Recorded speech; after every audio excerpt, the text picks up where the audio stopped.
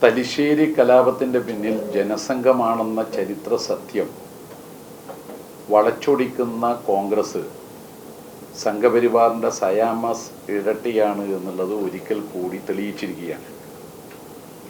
1970 December 28 Thalassery കലാപം. അക്കാലത്ത് കേരളത്തിൽ ആഭ്യന്തര വകുപ്പ് കൈകാര്യം ചെയ്തത് കോൺഗ്രസ് നേതാവ് കെ കരുണാകരനായിരുന്നു എന്ന് എല്ലാവർക്കും അറിയാം. കലാപം അവസാനിക്കുന്നതുവരെ അന്നത്തെ ആഭ്യന്തരമന്ത്രി തലശ്ശേരിയിൽ വന്നില്ല. അന്ന് കലാപമുണ്ടായ ദിവസം തന്നെ CPIM-ന്റെ സംസ്ഥാന നേതാക്കൾ ആഭ്യന്തരമന്ത്രിയുമായി ബന്ധപ്പെടുന്നുണ്ടായിരുന്നു. രണ്ടു വിഭാഗം കലാപത്തിനു വേണ്ടി കോപ്പ് കൂട്ടുമ്പോൾ അവിടെ സമാധാനം ഉണ്ടാക്കാൻ വേണ്ടി ഏറ്റവും ആദ്യം എത്തേണ്ടത് പോലീസിൻ്റെ വകുപ്പ് കൈകാര്യം ചെയ്യുന്ന മന്ത്രിയാണ്. പക്ഷെ അദ്ദേഹം എത്തിയില്ല. അദ്ദേഹം ഒരാഴ്ച കഴിഞ്ഞ് വന്നപ്പോൾ അന്ന് പറഞ്ഞത് അന്നത്തെ മാധ്യമങ്ങളിൽ വന്നിരുന്നു. അദ്ദേഹം പറഞ്ഞത് ഇങ്ങനെയാണ്, കോട്ട്: തലശ്ശേരിയിൽ ഒരു വർഗീയ ലഹളയും നടന്നിട്ടില്ല. അത് മാർക്സിസ്റ്റുകാർ ഇളക്കി വിട്ട ഒരു രാഷ്ട്രീയ കലാപമായിരുന്നു. ഈ പച്ചക്കള്ളമാണ് ഇപ്പോൾ കോൺഗ്രസ്സുകാർ ആവർത്തിക്കുന്നത്. അതിനോടൊപ്പം ലീഗും ചേർന്നു എന്നത് ദൗർഭാഗ്യകരമാണ്. എത്രയോ ന്യൂനപക്ഷ വിഭാഗത്തിൽപ്പെട്ടവരുടെ വീടുകൾ കലാപ സമയത്ത് ആക്രമിച്ചിട്ടുണ്ട്. സ്വർണമടക്കമുള്ള സ്വത്തുക്കൾ കൊള്ള ചെയ്തിട്ടുണ്ട്. എന്നിട്ട് ലീഗ് കോൺഗ്രസിനോടൊപ്പം ചേർന്ന് തലശ്ശേരി കലാപത്തിൻ്റെ മുഖ്യ ആസൂത്രകരായ ജനസംഘത്തെ RSSനെ ന്യായീകരിക്കുകയാണ് ചെയ്തത്. തലശ്ശേരി കലാപത്തെക്കുറിച്ച് അന്വേഷണം നടത്തിയ ജസ്റ്റിസ് ജോസഫ് വിധേയത്തിൽ അന്ന് കമ്മീഷന്റെ മുമ്പാകെ ഹാജരായവർ നോക്കിയാൽ അന്നത്തെ സർക്കാരിനെ പിന്തുണക്കുന്ന ആളുകളായിരുന്നു. അതിൽ നല്ലൊരു ശതമാനവും കോൺഗ്രസ്സുകാരാണ്. അവർ നൽകിയ മൊഴി കമ്മീഷൻ റിപ്പോർട്ടിൽ നിന്ന് ഉദ്ധരിച്ചിട്ട് അവർ CPIM-നെ കുറ്റപ്പെടുത്തുകയാണ്. എന്നാൽ കമ്മീഷൻ നിഗമനം എന്താണ്? ഇത് അന്നത്തെ കമ്മീഷന്റെ എൻക്വയറി റിപ്പോർട്ടാണ്. Report of the commission of enquiry, Joseph വിധേയത്തിൽ. അദ്ദേഹത്തിന്റെ റിപ്പോർട്ടിന്റെ 92-ാം പേജാണ് ഞാൻ ഉദ്ധരിക്കുന്നത്. 92-ാം പേജിൽ പാരഗ്രാഫ് 220 എന്ന് പറഞ്ഞാൽ സാക്ഷികളുടെ മൊഴികളൊക്കെ വിവരിച്ചതിന് ശേഷം നിഗമനങ്ങളുടെ കൂടെയാണ് ഇതുള്ളത്. അവർ പറഞ്ഞത് സാക്ഷികളുടെ മൊഴികളാണ്, അത് കോൺഗ്രസ്സുകാരുടെ മൊഴികളാണ്. ഇതിൽ ഒരു ഭാഗത്ത് പറയുന്നു, it is not disputed that none of the leaders of the Marxist party took part in these disturbance. It is also evident that Marxist workers went in a car with the party flag on the 29th evening and advised people to stop with the rioting. CPIM-ന്റെ പ്രവർത്തകരാരും കലാപത്തിൽ പങ്കെടുത്തിട്ടില്ല എന്നത് തർക്കമറ്റ കാര്യമാണെന്നും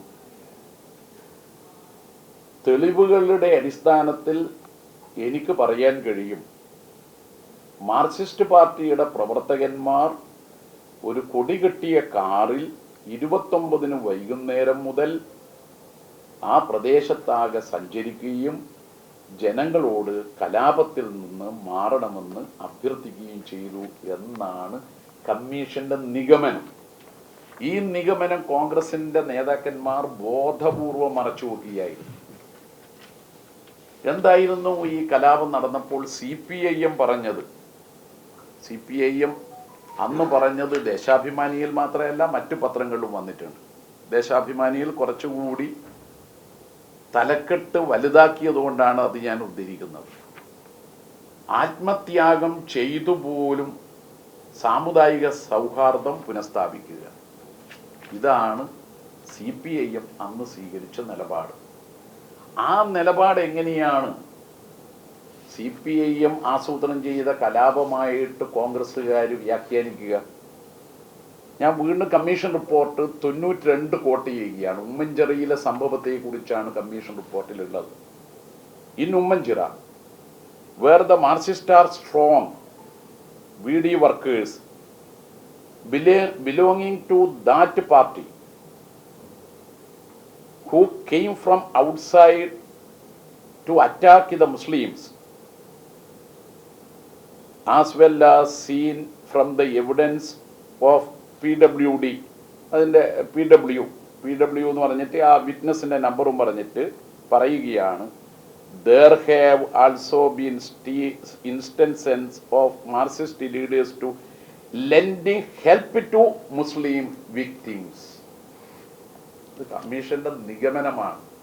ഒരു സാക്ഷിയുടെ മൊഴിയുടെ അടിസ്ഥാനത്തിൽ commission പറയുകയാണ്, CPIMന്റെ പ്രവർത്തകന്മാർ ഉമ്മൻചിറയിൽ മുസ്ലിങ്ങളെ സംരക്ഷിക്കാൻ വേണ്ടിയാണ് രംഗത്തിറങ്ങിയത്. അതെങ്ങനെയാണ് കലാപം ആസൂത്രണം ചെയ്യുന്നിടയ്ക്ക് എത്തുക? അവിടെ ഉണ്ടായ മറ്റൊരു സംഭവമുണ്ട്.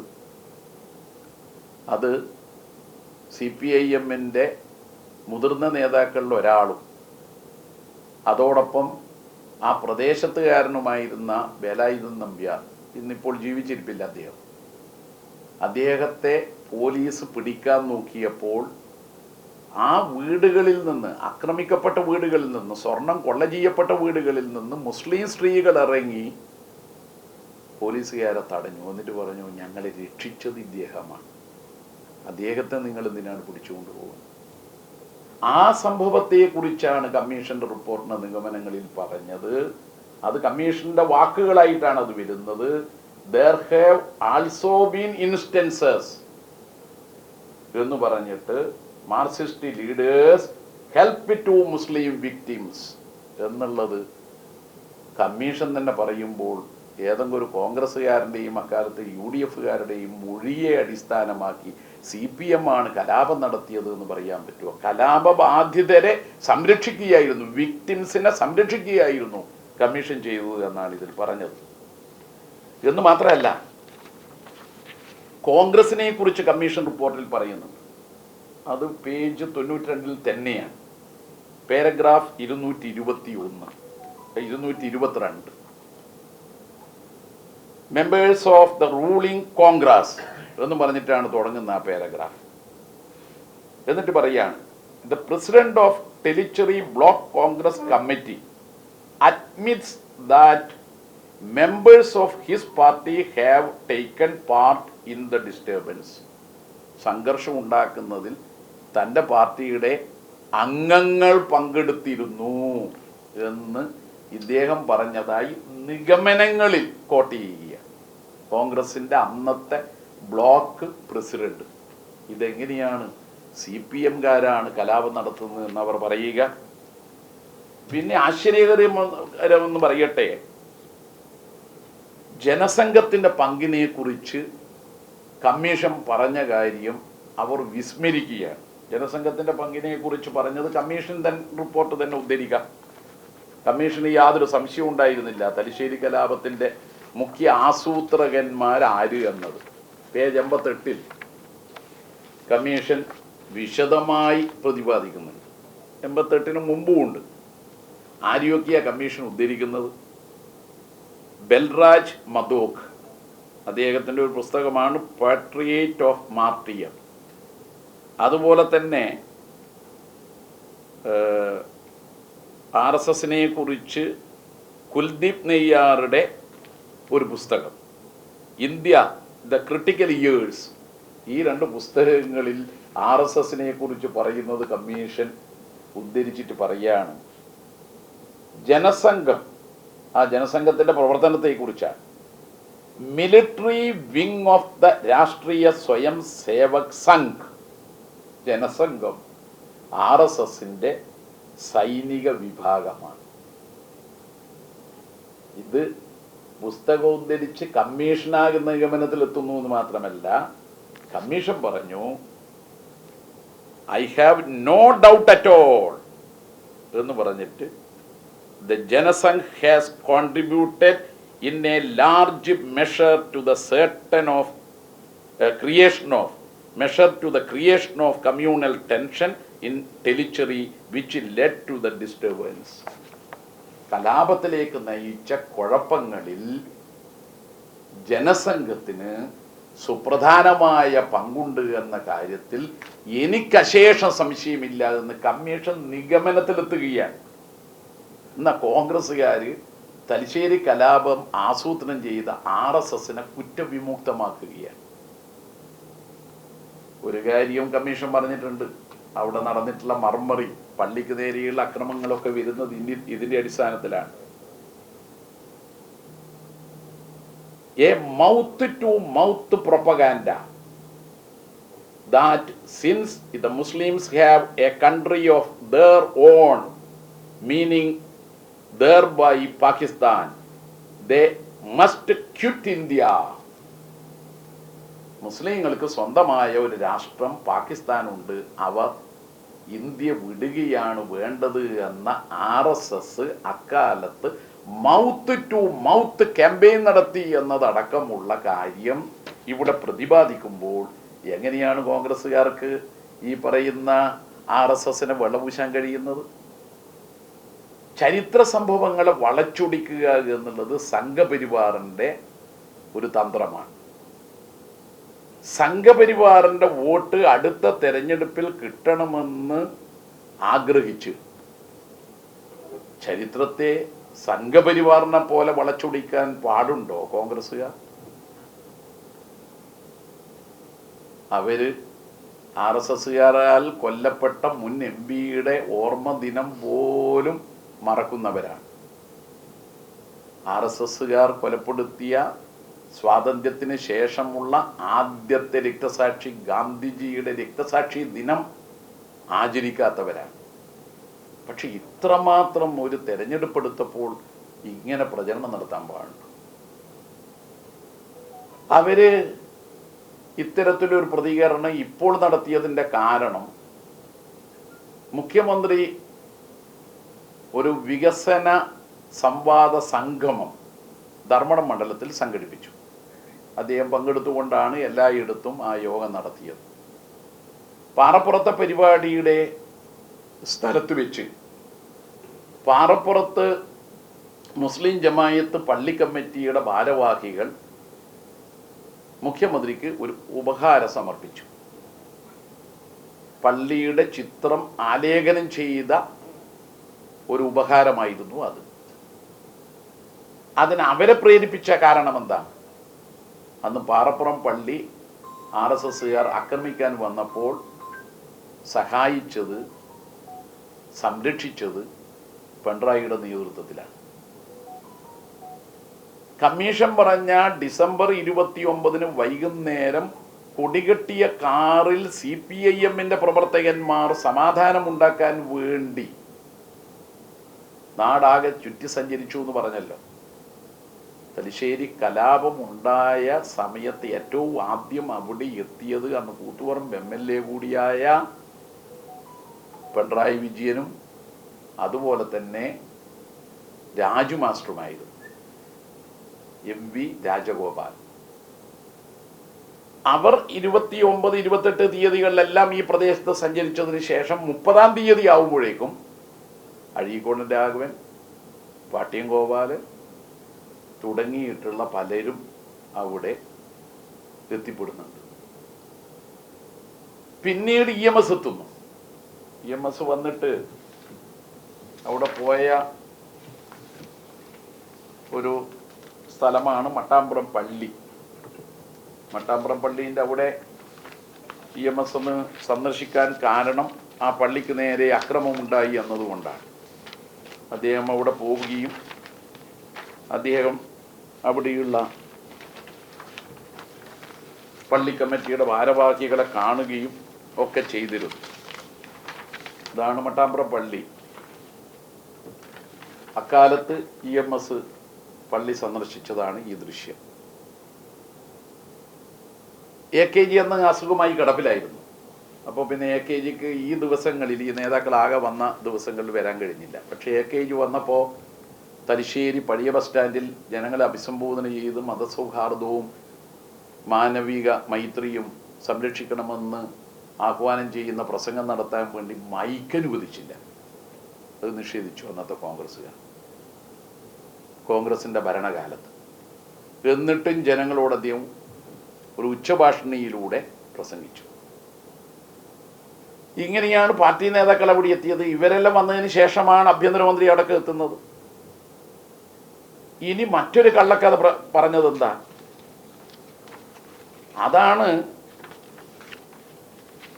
RSS ശാഖക്ക് കാവല് കിടക്കുന്ന നേതാവിൻ്റെ അനുയായികളാണ് കോൺഗ്രസ്സുകാർ എന്ന് തെളിയിക്കുന്നത്. താൻ ശാഖക്ക് കാവല് കിടന്നതിൽ അഭിമാനം കൊള്ളുന്നു എന്നാണ് അദ്ദേഹം പറഞ്ഞത്. അദ്ദേഹം ഒരു സമരം നടത്തിയപ്പോൾ ആ സമരത്തിൽ വത്സൻ തില്ലങ്കേരി വന്നു. വത്സൻ തില്ലങ്കേരി നടത്തിയിട്ടുള്ള സമരത്തിൽ അദ്ദേഹവും പോയി. ഇദ്ദേഹം സമരം നടത്തുമ്പോൾ വത്സൻ തില്ലങ്കേരി സന്ദർശിക്കാൻ വരുന്ന സമയത്ത് ഗാന്ധിജിയുടെ ചിത്രം ഇദ്ദേഹം കിടക്കുന്ന അതിൻ്റെ തൊട്ട് പിറകിലായിട്ട് പതിച്ചു വെച്ചിട്ടുണ്ടായിരുന്നു ഗാന്ധിജിയുടെ ചിത്രം. ഗാന്ധി ഘാതകൻ ഗാന്ധി ശിഷ്യനെ കാണാൻ വരികയാണ്, ഗാന്ധി കണ്ടുകൊണ്ടിരിക്കുകയാണ്. അതായിരുന്നു നമ്മൾ കണ്ടത്. അങ്ങനെയുള്ളവർ അക്കാലത്ത് പ്രചരിപ്പിച്ച ഒന്ന്,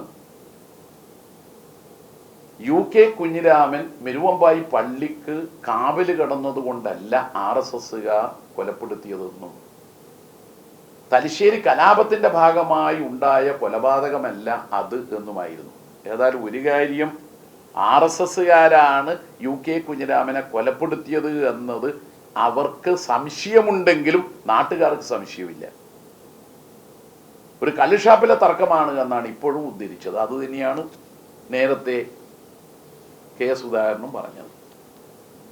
അതിനെക്കുറിച്ച് കോൺഗ്രസ്സുകാരനായ KP അബൂട്ടി, മാങ്ങാട്ടിടം മണ്ഡലം പ്രസിഡൻ്റായിരുന്നു അദ്ദേഹം അവിടെ ഒരു സഹകരണ സംഘത്തിൻ്റെ പ്രസിഡൻറ്റുമായിരുന്നു. അദ്ദേഹം പറഞ്ഞത്, അന്ന് മാധ്യമങ്ങളിലെല്ലാം വന്നത് ഞാൻ കോട്ട് ചെയ്യാം, സ്വന്തം അനുഭവത്തിലൂടെയാണ് അബൂട്ടി പറയുന്നത്. UK കുഞ്ഞിരാമൻ മദ്യപിക്കുന്ന ആളല്ല. UK കുഞ്ഞിരാമനും മറ്റും ഉണ്ടായിരുന്നില്ലെങ്കിൽ മെരുവമ്പായി പള്ളി RSSകാർ തകർക്കുമായിരുന്നു. UK കുഞ്ഞിരാമൻ ഞങ്ങളുടെ രക്ഷക്കാണ് എത്തിയത്. ഇത് പറഞ്ഞത് കോൺഗ്രസിൻ്റെ പ്രാദേശിക നേതാവ്, ആ പ്രദേശത്തുള്ള നേതാവ്. ഒന്നുമില്ലെങ്കിലും ആ പ്രദേശത്തുള്ള കോൺഗ്രസ് നേതാക്കളോട് ഈ പത്രസമ്മേളനം നടത്തുന്നതിന് മുമ്പ് UK കുഞ്ഞിരാമനെ എങ്ങനെയാണ് കൊലപ്പെടുത്തിയത്, ആരാണ് കൊലപ്പെടുത്തിയത്, എന്താണ് കാരണമെന്നെങ്കിലും തിരിച്ചറിയണ്ടേ. UK കുഞ്ഞിരാമനും മറ്റും കാവല് കിടന്ന അന്നത്തെ മെരുവമ്പായി പള്ളി ഇന്നിപ്പോൾ അത് വളരെ പ്രധാനപ്പെട്ട ഒരു ആരാധനാലയമായി മാറിയിട്ടുണ്ട്. അതിൽ തർക്കമൊന്നുമില്ല. അന്നത്തെ പള്ളി സംരക്ഷിക്കാൻ വേണ്ടിയിട്ട് UK അടക്കമുള്ളവർ അവിടെ ഉണ്ടായിരുന്നു എന്നുള്ള സത്യം അബൂട്ടി അടക്കം പറയുന്നുമുണ്ട്. അങ്ങനെയെല്ലാം പറയുന്ന ഒരു സംഭവത്തിൽ ഇതാണ് മെരുവമ്പായി പള്ളി അന്നത്തെ.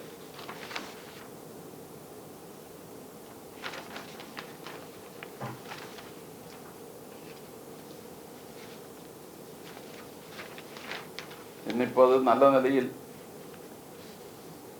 ആ പള്ളിയുടെ കെട്ടിടം പണിതിട്ടുണ്ട്.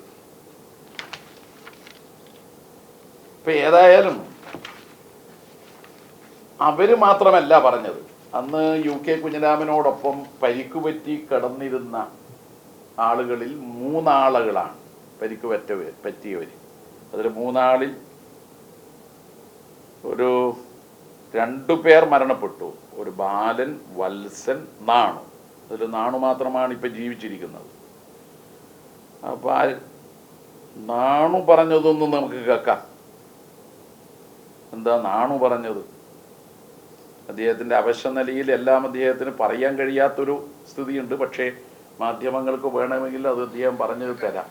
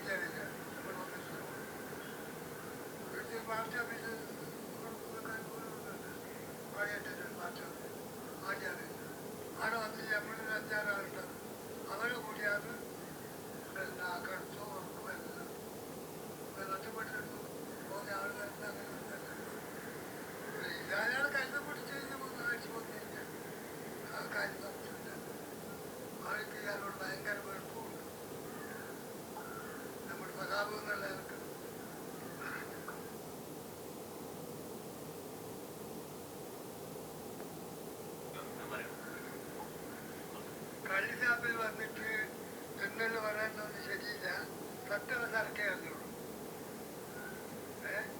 കള്ളിസാപ്പിൽ വന്ന് കള്ളു കുടിക്കാനല്ല പറഞ്ഞത്.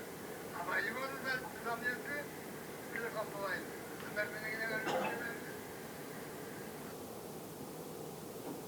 ഇതാണ് നാണു പറഞ്ഞിട്ടുള്ളത്. നാണുവിൻ്റെ ദീർഘിച്ച എന്ന് പറഞ്ഞാൽ സ്പോണ്ടേനിയൻസ് ആയിട്ട് പറയാനുള്ള ഒരു ആരോഗ്യസ്ഥിതിയിലല്ല അദ്ദേഹം മുറിച്ച് പറയുന്നുണ്ട്. അവിടെ പള്ളിക്ക് കാവൽ നിൽക്കേണ്ടി വന്ന സ്ഥിതിയെല്ലാം കുറേശ്ശം പറയുന്നുണ്ട്. അപ്പോൾ ഏതായാലും ഇങ്ങനെയുള്ള പച്ചക്കള്ളം ജനങ്ങളുടെ മുമ്പിൽ അവതരിപ്പിക്കാൻ പാടില്ല. പ്രത്യേകിച്ച് മെരുവമ്പായി പള്ളി, തലശ്ശേരിയിലും ചുറ്റുപാടുമുള്ള ചില പള്ളി ഇതെല്ലാം ആക്രമിക്കാൻ പോകുന്ന സന്ദർഭത്തിലാണ് പാർട്ടിയുടെ ആഹ്വാനമനുസരിച്ച് ആത്മത്യാഗം സഹിച്ചും ഇത്തരം ആരാധനാലയങ്ങൾ സംരക്ഷിക്കണം, സാമുദായിക സൗഹാർദ്ദം സംരക്ഷിക്കണമെന്നുള്ള ഉദ്ദേശത്തോടു കൂടി കുഞ്ഞിരാമൻ അടക്കം പ്രവർത്തിച്ചത്.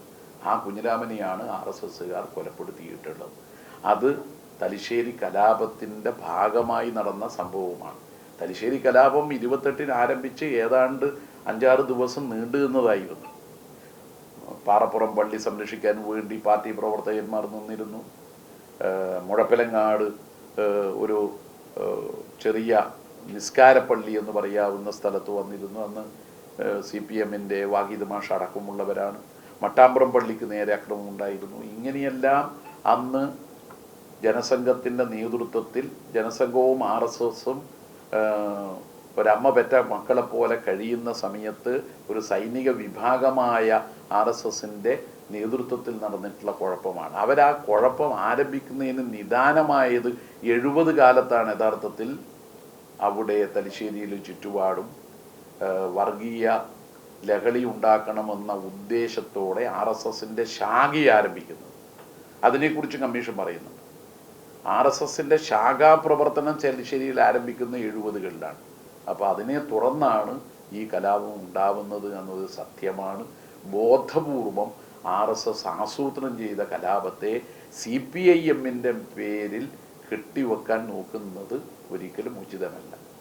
എന്തുകൊണ്ടാണ് ജസ്റ്റിസ് വിധേയത്തിൽ കമ്മീഷനുമായി CPIM സഹകരിക്കാതിരുന്നത്? അക്കാലത്ത് അന്ന് ഒരു ദുരിതാശ്വാസ സഹായം വിതരണം ചെയ്യാൻ വേണ്ടി ഒരു കമ്മിറ്റി രൂപീകരിച്ചു. ആ കമ്മിറ്റിയിൽ CPIMൻ്റെ പ്രതിനിധിയെ ഉൾപ്പെടുത്തിയിട്ടില്ല. മാത്രമല്ല കോൺഗ്രസ്സുകാർ കൊടുക്കുന്ന ലിസ്റ്റ് നോക്കി CPIM പ്രവർത്തകന്മാരെ കള്ളക്കേസിൽ പോലീസ് പ്രതികളാക്കാൻ തുടങ്ങി. ഈ 2 കാര്യങ്ങളും ഗവൺമെൻറ്റിൻ്റെ ശ്രദ്ധയിൽപ്പെടുത്തി. പക്ഷെ ഗവൺമെൻറ് ഇടപെട്ടില്ല. അപ്പോൾ CPIMന് നീതി കിട്ടില്ല. സർക്കാർ നിയോഗിച്ച ഈ കമ്മീഷന്റെ പ്രവർത്തനങ്ങൾ ഏകപക്ഷീയമായിട്ടാണ് നടക്കാൻ പോകുന്നത് എന്ന് തിരിച്ചറിഞ്ഞതുകൊണ്ടാണ് ആ കമ്മീഷനുമായി സഹകരിക്കാതിരുന്നത്. പരസ്യമായി പറഞ്ഞതാണത്. കമ്മീഷനുമായി CPIM സഹകരിച്ചിട്ടില്ലെങ്കിലും CPIMനെ കുറിച്ച് പേജ് 92-ൽ വ്യക്തമായി കമ്മീഷൻ പറയുന്നു. കമ്മീഷന് വേണ്ടി അവിടെ ആരും ഹാജരായിട്ടില്ല. CPIMന് വേണ്ടി കമ്മീഷന് മുമ്പാകെ it is not disputed that none of the leaders of the Marxist party took part in these disturbances. It is also in evidence that Marxist workers went in a car with a party flag on the 29th evening and advised people to stop with the rioting. കലാപം അവസാനിപ്പിക്കാൻ വേണ്ടി ആഹ്വാനം ചെയ്തതല്ലാതെ CPIM ആ കലാപത്തിൽ ഭാഗവാക്കായിരുന്നില്ല എന്നുള്ളത് justice Joseph വിധേയത്തിൽ commission റിപ്പോർട്ടിൽ തന്നെ അദ്ദേഹത്തിൻ്റെ നിഗമനത്തിൽ പറയുന്ന കാര്യമാണ്. അതിനെ വളച്ചൊടിക്കുന്ന ചരിത്രത്തെ തിരുത്താൻ നോക്കുന്ന സംഘപരിവാറിനെ പോലെ കോൺഗ്രസും മാറി എന്നതാണ് അവർ വീണ്ടും ഈ കാര്യം വളച്ചൊടിച്ച് വാർത്തയാക്കാൻ നോക്കുന്നത്.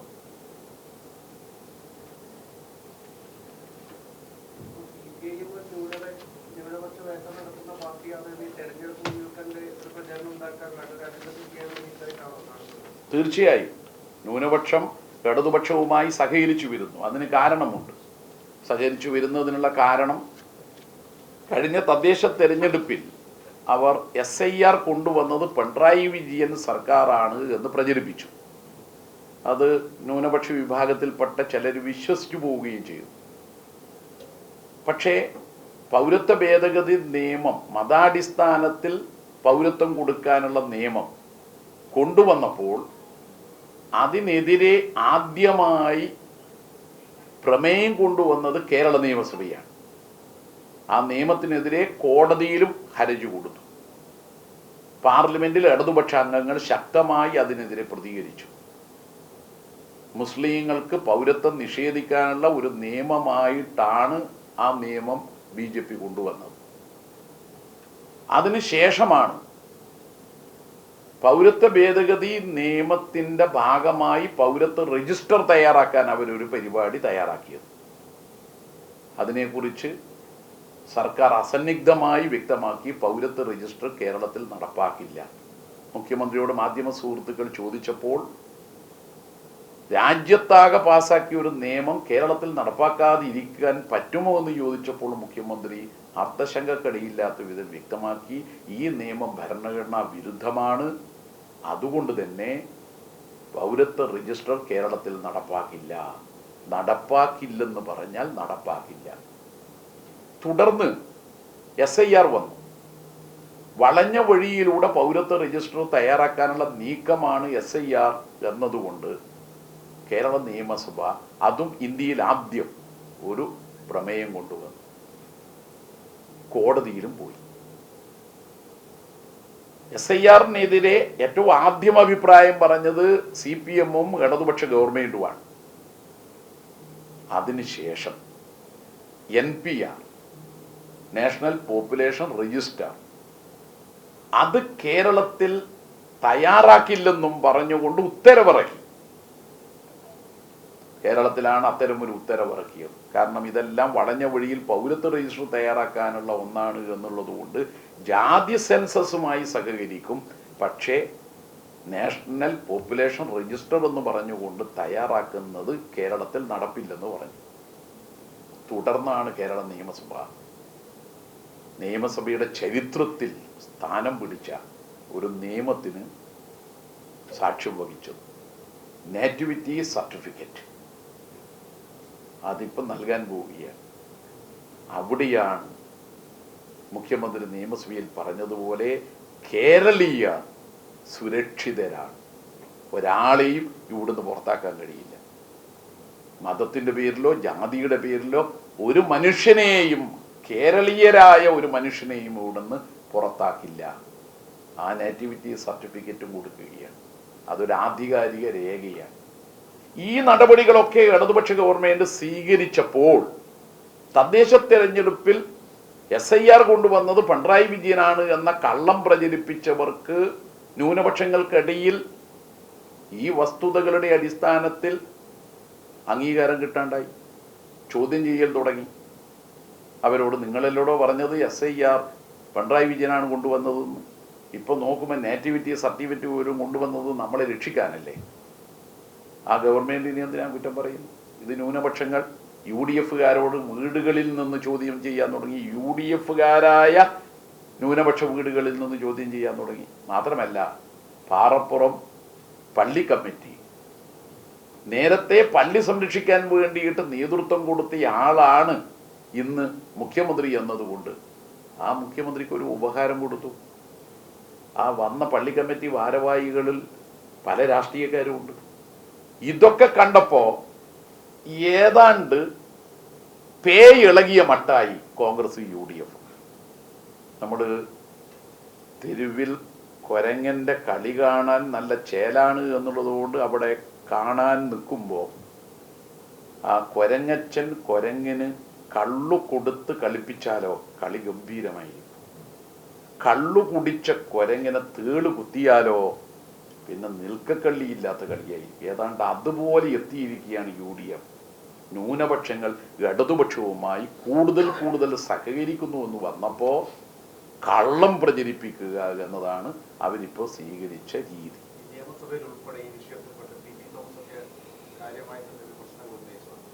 71 ഡിസംബർ അവസാനമാണ് കലാപം നടക്കുന്നത്. ജനുവരിയിലാണ് കുഞ്ഞിരാമൻ മരിക്കുന്നത്. ഈ വിധേയത്തിൽ കമ്മീഷൻ റിപ്പോർട്ടിനകത്ത് ഏതാണ്ട് 500 FIR-കൾ കുറിച്ച് പരാമർശിക്കുന്നത് എവിടെയും ഈ മരണത്തെക്കുറിച്ച് ഈ കൊലപാതകത്തെക്കുറിച്ച് പറയുന്നില്ല എന്നാണ്. അതുകൊണ്ടാണ് ഈ കള്ള് ഷാപ്പിലെ വെച്ചുണ്ടായ തർക്കത്തിലുള്ള മരണമാണെന്ന് പറയപ്പെടുന്നത്. അപ്പൊ അതിനെങ്ങനെയാണ് പാർട്ടി കാണുന്നത്? എല്ലാം കമ്മീഷനൊന്ന് പരിശോധിച്ചത് അന്നത്തെ ഗവൺമെന്റിന്റെ പ്രവർത്തകരായ ആളുകൾ കൊടുത്തിട്ടുള്ള വിവരങ്ങളുടെ അടിസ്ഥാനത്തിലാണ്. കമ്മീഷൻ ശേഖരിച്ചതാവട്ടെ തലശ്ശേരിയും ചുറ്റുപാടുമുള്ള പോലീസ് സ്റ്റേഷനിലെ കേസുകൾ മാത്രമാണ്. ഇത് ശ്രദ്ധയിൽപ്പെടുത്താൻ വേണ്ടി അന്ന് CPIM കമ്മീഷനുമായി സഹകരിക്കാതിരിക്കാൻ കാരണം ഞാൻ പറഞ്ഞു. അതുകൊണ്ട് സത്യമല്ലാതായി തീരൂല. അന്ന് ഈ സംഭവത്തെക്കുറിച്ച് അറിയുന്ന KP അബൂട്ടി എന്ന കോൺഗ്രസ്സുകാരനും ആ സംഭവത്തിൽ പരിക്കുപറ്റി ഇന്ന് ജീവിച്ചിരിക്കുന്ന നാണുവും ആ സംഭവത്തെക്കുറിച്ച് പറയുന്നതല്ലേ നമ്മുടെ മുമ്പിൽ ദൃക്സാക്ഷികളായോ അല്ലെങ്കിൽ അനുഭവസ്ഥരായോ ഉള്ളത്. അവർ രണ്ടുപേരും പറയുന്നു പള്ളിക്ക് കാവൽ നിന്ന UK കുഞ്ഞിരാമനോടുള്ള വിരോധമാണ് RSSകാർ UK കുഞ്ഞിരാമനെ കൊലപ്പെടുത്താൻ കാരണം. 72 നിയമസഭയിൽ നടത്തിയ പ്രസംഗത്തിലും അന്ന് ഈ പ്രശ്നങ്ങൾക്ക് മുൻപിൽ ഉണ്ടായിരുന്ന പ്രശ്നങ്ങൾക്ക് മുമ്പിലല്ല പ്രശ്നങ്ങളെ പ്രതിരോധിക്കാനുണ്ടായിരുന്ന ശ്രീ പിണറായി വിജയൻ നിയമസഭാ പ്രസംഗത്തിലും കുഞ്ഞിരാമന്റെ കാര്യം പറഞ്ഞില്ല എന്നും പറയുന്നു. അത് വസ്തുതയല്ല. അതൊന്നും വസ്തുതയായിരിക്കാനുള്ള ഒരു സാധ്യതയില്ല. മാത്രമല്ല ഇതിൻ്റെ അകത്ത് ഒരു കാര്യം നമ്മൾ കണ്ടതെന്താ? കമ്മീഷന്റെ റിപ്പോർട്ടിൽ നമ്മൾ കാണുന്ന ഒരു കാര്യം എന്താ? പള്ളിക്ക് നേരെയുള്ള അക്രമത്തിന്റെ സ്വഭാവത്തിൽ RSSകാർ നീങ്ങി എന്നുള്ളത് ഒരു സത്യമാണല്ലോ. അത് പാറപ്പുറത്തുണ്ടായി, മട്ടാമ്പ്രം പള്ളിക്കുണ്ടായി. മട്ടാമ്പ്രം പള്ളി EMS സന്ദർശിക്കേണ്ട കാര്യം എന്താ? EMS സന്ദർശിക്കുന്നത് ഈ ആരാധനാലയത്തിന് നേരെ RSSകാര് അക്രമം സംഘടിപ്പിച്ചത് കൊണ്ടല്ലേ. അങ്ങനെ നാടെമ്പാടും ഇങ്ങനെയുള്ള സംഭവങ്ങൾ നടക്കുന്നത് കൊണ്ടാണ് CPIM UK കുഞ്ഞിരാമൻ അടക്കമുള്ള പ്രവർത്തകന്മാർ പള്ളിക്ക് സംരക്ഷണം ഒരുക്കിയത്. പല സ്ഥലത്തും സംരക്ഷണം ഒരുക്കിയിട്ടുണ്ട്. ഇവിടെ UK കുഞ്ഞിരാമൻ അടക്കമുള്ളവരെ സ്വാധീനിച്ച ഘടകം എന്താ? പെരുവമ്പായി പള്ളി ആക്രമിച്ചാൽ നാളെ ക്ഷേത്രം ആക്രമിക്കപ്പെടും. അപ്പൊ അത് നമ്മുടെ നാട്ടിൽ ഉണ്ടാവുന്നത് സമാധാനം തകർക്കാൻ ഇടയാക്കുന്നതായിരിക്കും. അതുകൊണ്ടാണ് അതൊരു നിലപാട് സ്വീകരിച്ചത്. ഓക്കെ.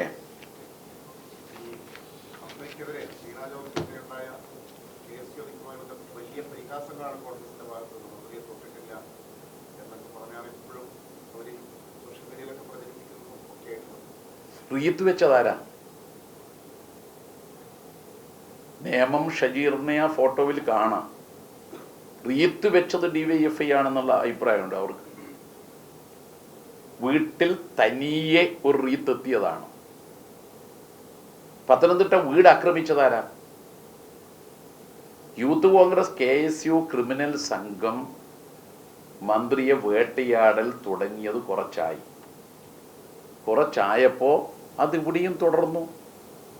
ഇവിടെ രാവിലെ മുതലേ മന്ത്രിയുടെ പിന്നാലെയാണ് ഇവർ.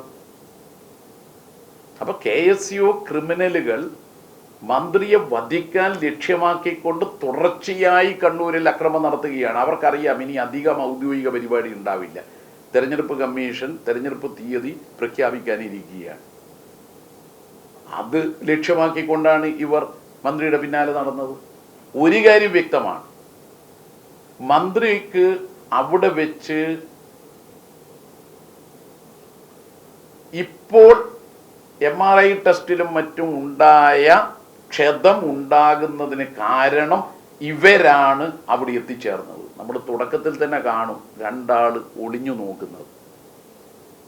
നേരാമണ്ണാണെങ്കിൽ നേരെ രീതിയിൽ വന്നാൽ പോലെ ഒളിഞ്ഞു നോക്കണം. അപ്പോൾ ആ ഗ്രിൽസിൻ്റെ ഉള്ളിലൂടെ മന്ത്രി എത്തിയോ അപ്പോൾ പ്ലാറ്റ്ഫോമിൽ നിന്ന് കയറാൻ തുടങ്ങി. അങ്ങനെ കയറിയ രണ്ടാളെ പോലീസ് പിടിച്ചപ്പോൾ അപ്പുറത്തെ സൈഡിൽ നിന്ന് വേറെ 2-3 ആൾ വൈറ്റ് ഷർട്ട് ഇട്ട ഒരു പാൻറ്റുകാരനും ഒരു മുണ്ടുകാരനും വരികയാണ്. ഇങ്ങനെയാണ് മന്ത്രിയെ വളഞ്ഞിട്ട് ആക്രമിക്കാനുള്ള ഒരു പദ്ധതി, ഒരു സിനിമ സ്റ്റൈലായിരുന്നു. Plan A. അപ്പോൾ അത് KSU ജില്ലാ പ്രസിഡന്റിൻ്റെ നേതൃത്വത്തിൽ. അത് പരാജയപ്പെട്ടാൽ പ്ലാൻ ബി ഇപ്പുറത്തോട്ട് കയറുകയാണ്. അതുകൊണ്ട് അന്നത്തെ സംഭവത്തിന് ഇവർ നടത്തിയ തുടർച്ചയായി മന്ത്രിയെ വേട്ടയാടാൻ വേണ്ടി രാവിലെ മുതൽ നടത്തിയ പരിപാടിയുടെ അവസാനമാണ് റെയിൽവേ സ്റ്റേഷനിൽ നടന്നത്. റെയിൽവേ സ്റ്റേഷനിലും തീവണ്ടിയിലും വിമാനത്തിലും വെച്ച് അക്രമം നടത്തുന്ന പാരമ്പര്യം കോൺഗ്രസിനല്ലാതെ മറ്റാർക്കെങ്കിലും ഉണ്ട്? മുമ്പ് മുഖ്യമന്ത്രിക്കെതിരായും അത് തന്നെയല്ലേ? വിമാനത്ത് കയറിയിട്ട് കരികൂടി കാണിക്കും. അപ്പൊ കോൺഗ്രസിന്റെ അണികളെ നേതാക്കന്മാർ ഇത്തരം കുഴപ്പങ്ങൾ ഉണ്ടാക്കാൻ വേണ്ടിയിട്ട് അയക്കുക, എന്നിട്ട് മറിച്ചു പറയുക. ഇപ്പൊ കോടതിയിൽ പോയിരിക്കുകയാണ്. കോടതിയിൽ എല്ലാ കേസും തോറ്റു. K-ഫോണിനെതിരായി കേസ് കൊടുത്തു, തോറ്റു. കിഫ്ബിക്കെതിരായി കേസ് കൊടുത്തു, തോറ്റു. കേരളിനെതിരായി കേസുമായി പോയി, തോറ്റു. അങ്ങനെ കേസ് കൊടുത്ത് തോൽക്കുന്ന കോൺഗ്രസ് പുതിയൊരു കേസ് കൊടുത്തിട്ടുണ്ട്. അതിനെ നിയമപരമായി നേരിടും. മന്ത്രിയുടെ കഴുത്തിനടുത്തേക്ക് കരിങ്കൊടി എത്തി എന്ന് കഴിഞ്ഞപ്പോൾ വീഡിയോ കാണിച്ചു. അത് യഥാർത്ഥത്തിൽ ഗവൺമെന്റ് ഷർട്ടാണ്. അങ്ങനെയാണ് നിങ്ങൾ പറയുന്നത്. വീണ്ടും ആ ഇതൊന്നും ഒന്നുകൂടി നോക്കാം നമുക്ക്. നിങ്ങൾ ഏതൊരു ഓൺലൈൻ ചാനൽ തന്നെ കൊടുത്തിട്ടുണ്ട്. വീണ്ടും ഒന്ന് നമുക്ക് കേട്ട് നോക്കാം.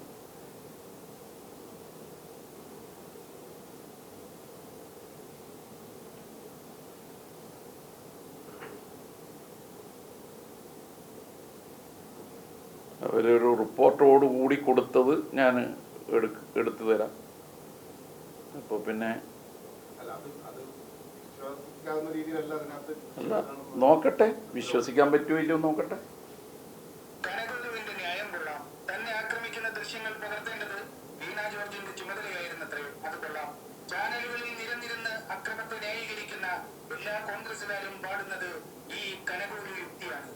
ആക്രമിക്കുന്ന ദൃശ്യങ്ങൾ ചാനലുകളുടെ ക്യാമറയിൽ പതിഞ്ഞില്ലതേ.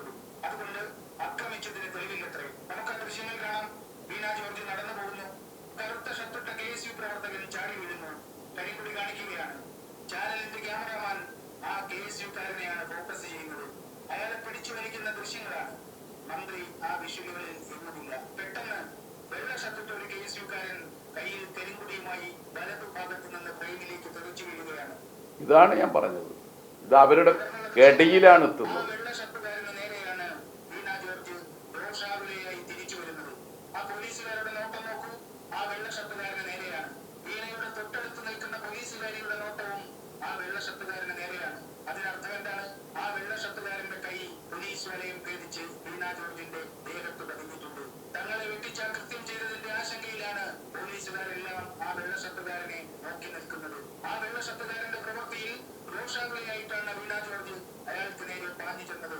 ഉറപ്പാണ് വീണ ജോർജിനെ ആക്രമിച്ചത് വെള്ള ഷർട്ട് ധരിച്ച KSU-കാരനാണ്.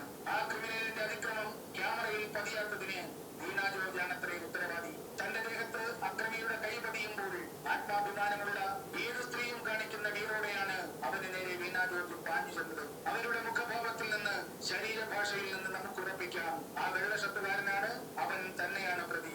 ഏതെല്ലാം ക്രിമിനലുകൾ ഏതെല്ലാം ചാനലുകളിൽ നിരന്നിരുന്ന് ന്യായീകരിച്ചാലും ഈ പ്രേമം വീണയുടെ രോഷവും സത്യം പറയും. ഇത് തീ കൊണ്ടുള്ള കളിയാണെന്ന് കോൺഗ്രസ് നേതാക്കൾ മനസ്സിലാക്കിയാൽ നന്ന്. എന്റെ ഓൺലൈനല്ല, പാർട്ടിൻ്റെതും അല്ല. അല്ല, അത് നിങ്ങൾ കണ്ടെത്തിക്കോ. എനിക്ക് അതിന് ശേഷം ഇതിൻ്റെ അകത്ത് കാണുന്നത് ഇതാ ഇതിൻ്റെ അകത്ത് ഇപ്പൊ കാണുന്നത് പിന്നെ ന്യൂസ് ബുള്ളറ്റ്. ഇത് അല്ലാതെ പറഞ്ഞ വേറൊന്നും വേണ്ട. നമ്മളെല്ലാം ഇത് നിർത്ത്. ഒരു സ്ത്രീ ഇങ്ങനെ നടന്നു പോകുന്നു. മുമ്പോട്ടാണ് പോകേണ്ടത്. ട്രെയിന് 3-ാം പ്ലാറ്റ്ഫോമിലാണ്. ആ സ്ത്രീക്കൊന്നും പറ്റിയില്ലെങ്കിൽ തിരിഞ്ഞിങ്ങനെ നോക്കണം. എന്താ താങ്കളുടെ മാധ്യമ പ്രവർത്തകയായ വനിതയുടെ അഭിപ്രായം? ഒരു സ്ത്രീക്ക് ഒന്നും സംഭവിച്ചിട്ടില്ലെങ്കിൽ തിരിഞ്ഞു നോക്കില്ല. ഏതൊരു സ്ത്രീയും, നമ്മുടെ സഹോദരിമാർ, ആത്മാഭിമാനമുള്ള സ്ത്രീ, അവർ തിരിഞ്ഞു നോക്കുമ്പോൾ പോലീസുകാരൊക്കെ നോക്കുന്ന ആ സ്ത്രീയെ ഈ വെള്ള ഷർട്ടുകാരൻ സ്പർശിച്ചു എന്നുള്ളത് ആ സ്ത്രീക്കും വെള്ള ഷർട്ടുകാരനും അറിയാം, അല്ലെങ്കിൽ തിരിഞ്ഞു നോക്കില്ല. ആ നോട്ടം ഉണ്ടല്ലോ, ആ നോട്ടത്തെ നിങ്ങൾ പോലീസുകാരായിട്ട് AI ഒരു ചിത്രം ഉണ്ടാക്കിയിട്ട് പോലീസിനെ നേരെ കയർത്തു എന്നുള്ള വ്യാഖ്യാനം കൊടുത്തു. ഒരിക്കലും ഒരു സ്ത്രീ തൻ്റെ ദേഹത്ത് സ്പർശിച്ചിട്ടില്ലെങ്കിൽ നേരെ പോകുന്ന ഒരു സ്ത്രീ തിരിഞ്ഞു നോക്കില്ല. ഞാൻ അതുകൊണ്ടാണ് ആ ദൃശ്യം ഞാൻ ഒട്ടേറെ തവണ നോക്കി, എന്നിട്ട് ആ ദൃശ്യം ഞാൻ തന്നെ നിങ്ങളുടെ മുമ്പിൽ കാണിക്കാൻ വേണ്ടി എഴുന്നേറ്റ് നിന്നു.